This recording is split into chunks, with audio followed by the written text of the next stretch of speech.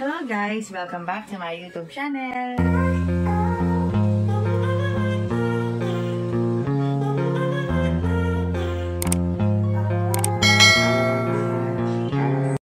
Nakakalungkot naman na balita ngayong 2024 sa PBL. 3 player daw ang mawawala sa team ng Chocomucho. Bilang na nga dito si Kaitlyn Biray, ang magaling na libero na si Denden Lazaro Revilla. At ang nakakagulat, pati daw si Bea De Leon ay aalis din sa Chocomucho. Maraming malulungkot kapag nagkataon na totoo nga ang mga bali-balitang ito. At hindi lang sa Chocomucho may aalis, meron din naman sa iba't ibang team. Napamahal na talaga sa tao si Kaitlyn, Bea, Denden na bilang Chocomucho.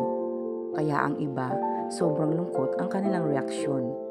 Hindi nila matanggap na mabubuwag na ang Chocomucho.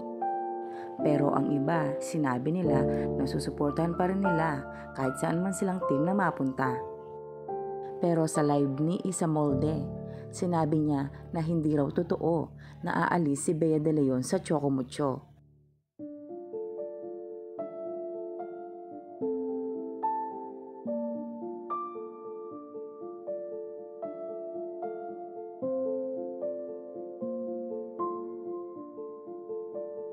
Hindi yan. Alis si Ate Bea, hindi yan.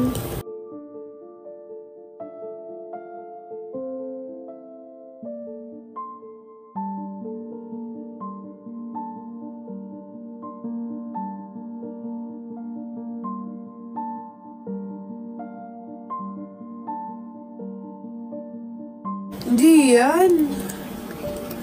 Alis si Ate Bea, hindi yan.